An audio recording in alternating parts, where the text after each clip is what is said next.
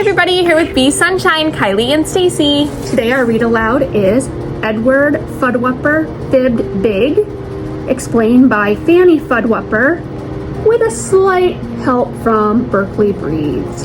Enjoy our story.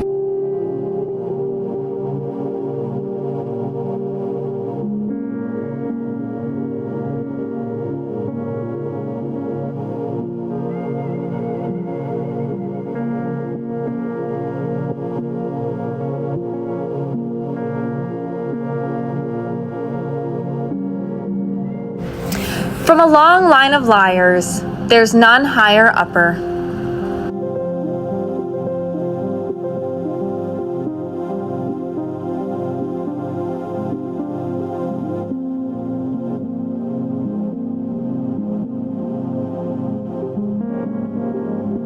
Then my fibbing brother, the Edward Fudwupper. There he is now. I know just what he's doing. He's thinking of who could be next for some fooling. Edward's been cooking up fibs full of phooey. He'll serve them up sweet, all gooey with hooey.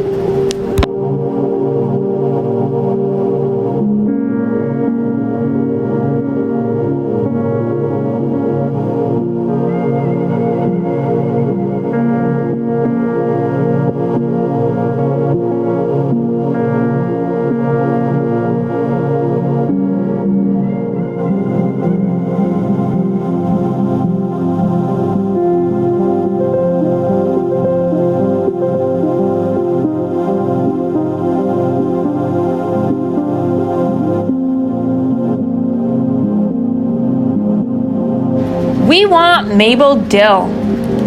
Last week he fibbed big and told Mabel Dill, I read you've been voted the Queen of Brazil. They want you to come.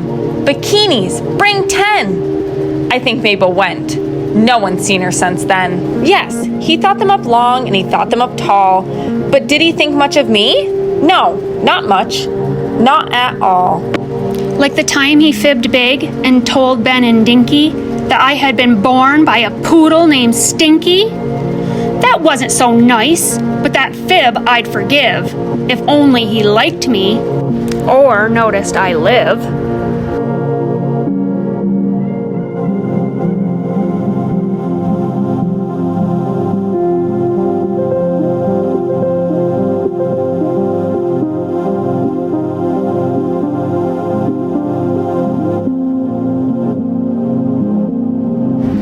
Early this morning, he did it again. He whacked a baseball and things smashed in the den. Dad rushed on over and found Mom's cracked pig.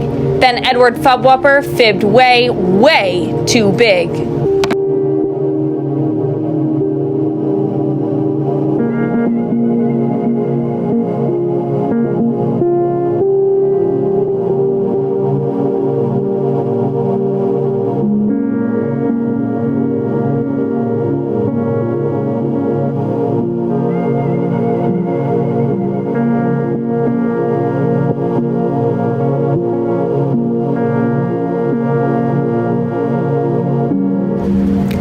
It's all truly, clearly quite simple, you know.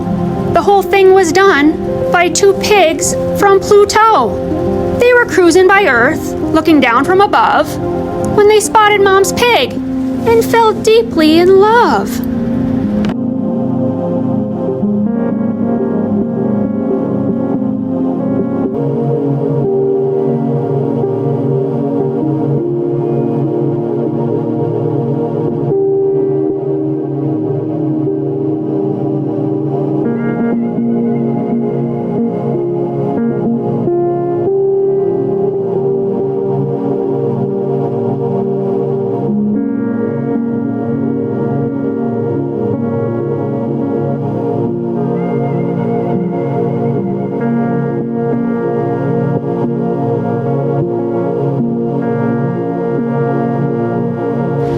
So they dropped one pig here. He just could not resist. That passionate porker insisted a kiss. But he leaned in too far and Mom's pig hit the ground. On Pluto, you see, they kiss sitting down.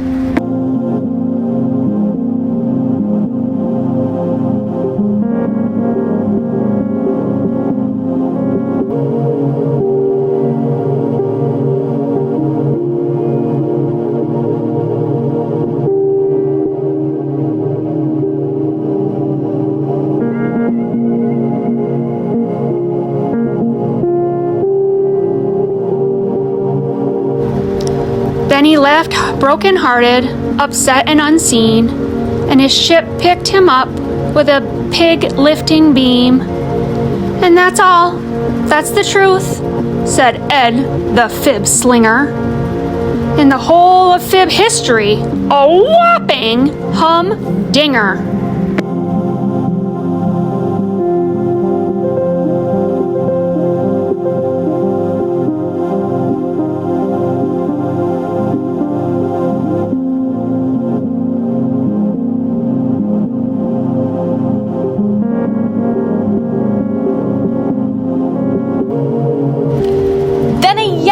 In a howl, and a scream from nearby. Lorna May Loon had been listening outside.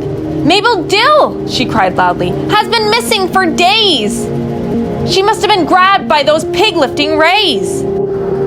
She got on the phone and screamed loud and shrill, "Space monster piggies have nabbed Mabel Dill. They're coming for me, and they're coming for you. Send the army and the Air Force and the dog catcher too. Shh, no, shh."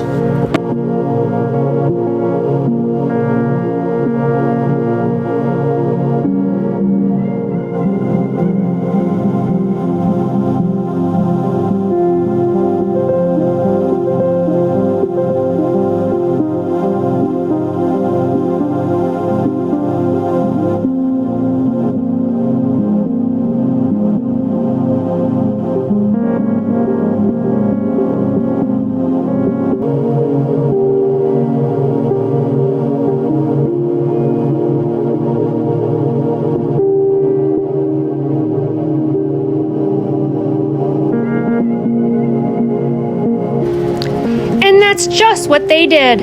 They came for space pigs, with planes and with tanks and with loud whirly gigs. Oh, it was dreadful! A real world stopper!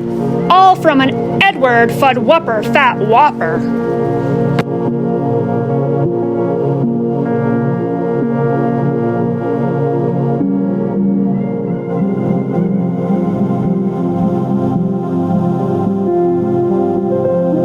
They pointed their loudspeaker dishes to space, and those generals roared till red in the face.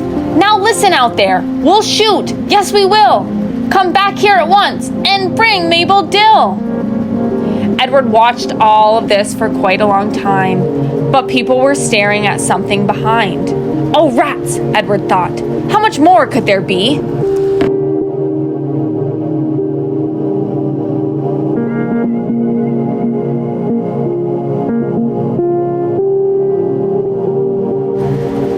A face filled the sky from the hills to the sea. It did not look happy, nor pleasant, nor soft. In fact, that big thing looked somewhat ticked off. It was purple and green with an eye on its snoot.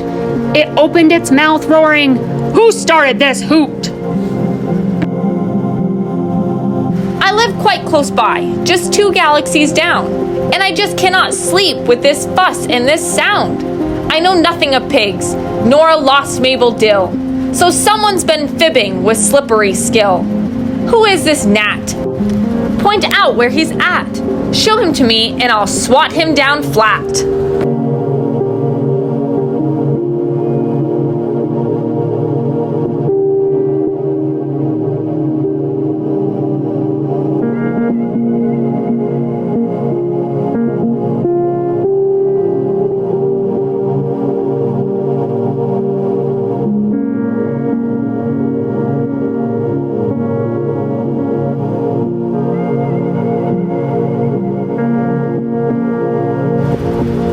And that's what they did, each dad and each mother. They pointed right up at my shaking big brother. Edward dropped low. He was scared 10 times double. He'd fibbed way too big and was now in huge trouble. Then wait, what's that sound? A voice small and fine? Everyone stopped. Whose was it?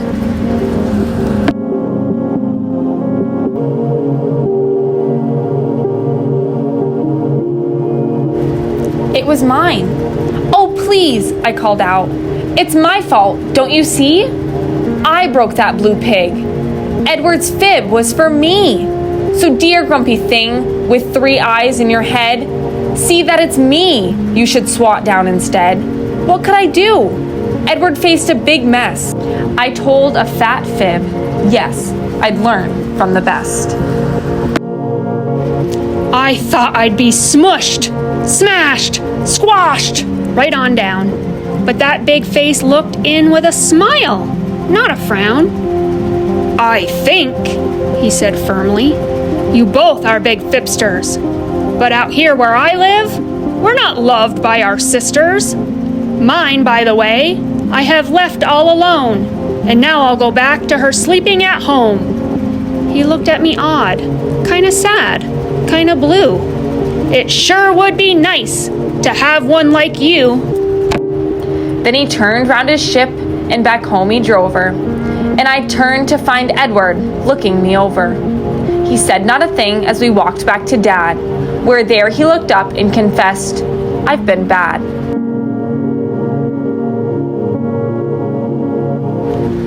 So we taped and we glued and we fixed up Mom's pig, and we told Mom the truth, that we'd fibbed, fat and big. Our folks hugged us both and collected no fines.